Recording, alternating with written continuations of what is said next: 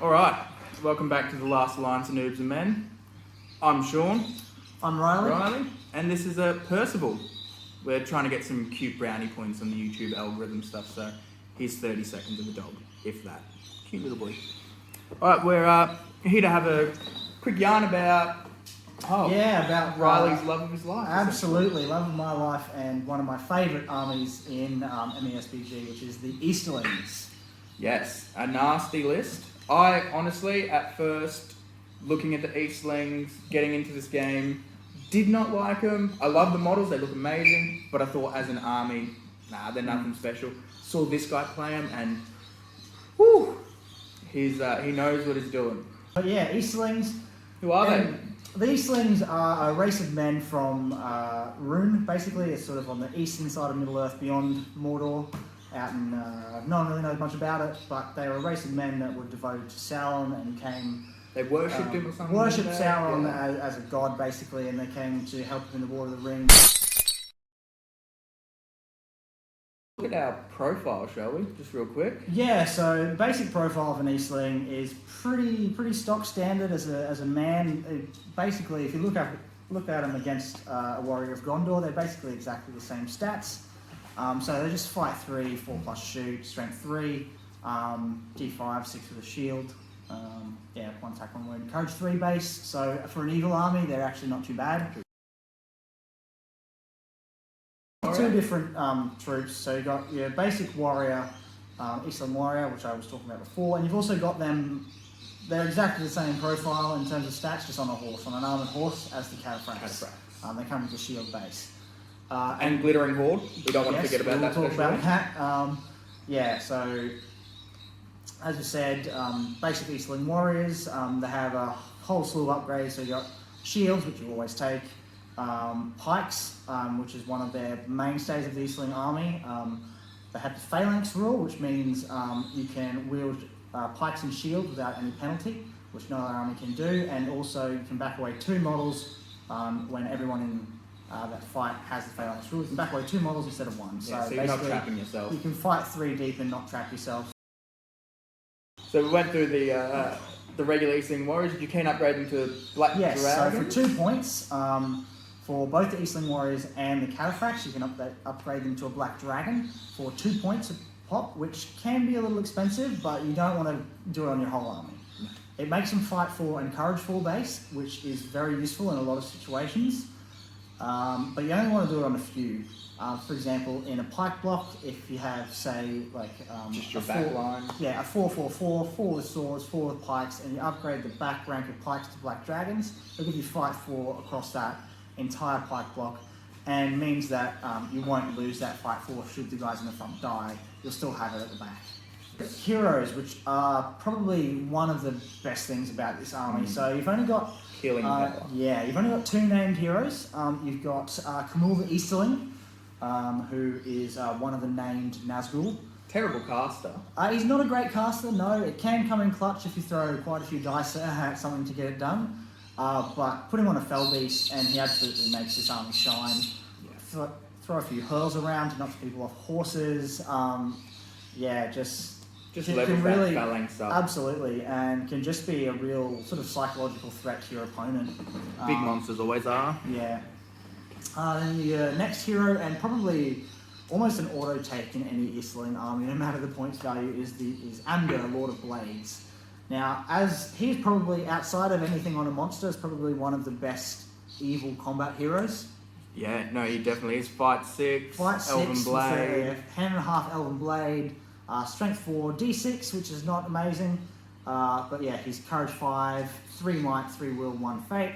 So if he gets into trouble, he can go down. He's got 3 wounds and the 1 Fate, but the way you keep Amger alive is just don't lose a combat. Don't lose a combat. Yeah. That's it. And with Fight 6 and an Elven Blade, it's very difficult to do. He gets Might back for every hero that he kills. Glory. So chances are, throw him into a captain. If you're running low on Might, throw him into a captain. Just munch that captain or a low tier hero. Get that Might back. Get the Might back and just go swing. And then strike again against your keep striking. Heroes. That's another one. He has a couple of other special rules. So he keeps Phalanx from regular troops. So if he's on foot, you can pike support him, no problem. He also has the Gleaming Horde, which will talk about. I might as well talk about it now. Yeah. So Gleaming Horde is for your cataphracts, and most of your heroes, when they're mounted, they have the Gleaming Horde, which is a special rule that gives your cavalry models shield wall. So when they're in touching two other models, so in basically two lines or in a little triangle formation, they will gain shield wall +1 defense, which is added to the rider and the horse as well. So really nice against that strength 3 shooting. Especially on those armoured horses. The armoured horses up to defense 6 is really nice. Yeah. Another special rule called Herald of Victory, which makes him a banner, and if he kills the enemy leader in combat, it becomes 6 inches, which doesn't always happen all the time, but is really nice when it comes off and you just throw him into that hero.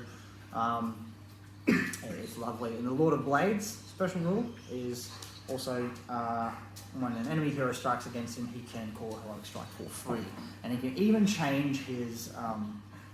If he's called something like a combat or a challenge or something like that he's already called, if a hero in reply calls a strike, he can change to strike as well rather than combat. It will still cost that might you spend on the combat, but he can change it. Can you tell that he likes Easterlings? I can't. All the profiles off by heart, it's crazy. Yeah.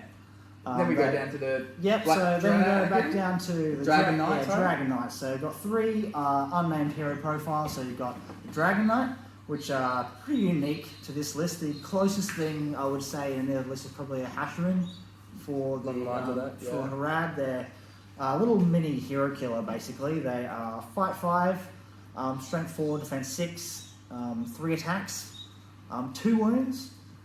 Just the 1 fate though? No fate, actually. Oh, no fate, sorry. Yeah, no fate. 2 might, 0 will, 0 fate. So they are very fragile, but they will mince a lot of things. They do also have blood and glory, so if you throw them into an inferior captain, they'll mince them up and get light back. And they can shield.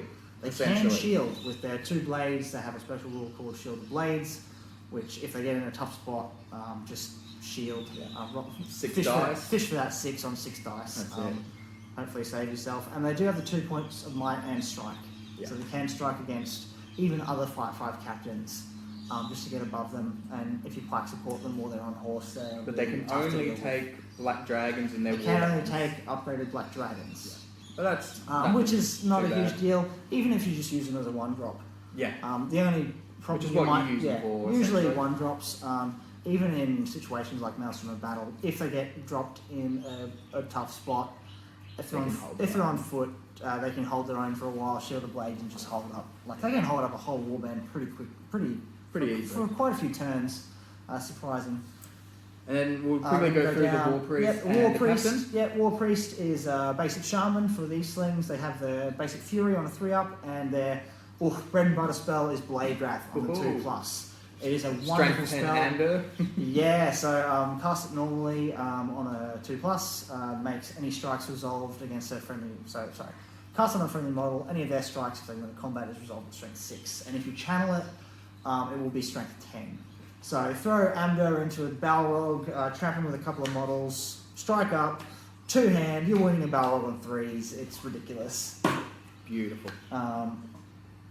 Yeah, and then the last hero, of course, is the El Capitan. El Captain. So he's not an amazing captain. He's fight 4, but he is strength 4. He does have a hand and a half axe as his weapon on foot. D7 for shield. D7 with a shield. Gleaming Horde went on horse. Gleaming Horde, Phalanx.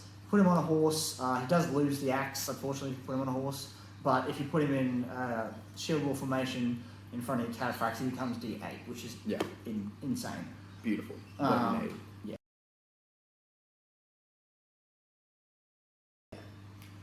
Yeah, that's our profiles. It's some really good profiles in there. Absolutely. I'm a big fan of Ander, that's for sure. Yeah, he's really nice. Always scary on the field. Always scary, even on foot.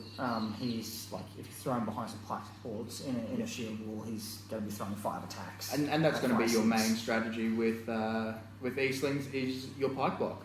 Absolutely, that is a big part of their strat is a pike block. Anchoring on terrain. Yeah, you find a spot. You want to be fighting on as small a frontage as possible.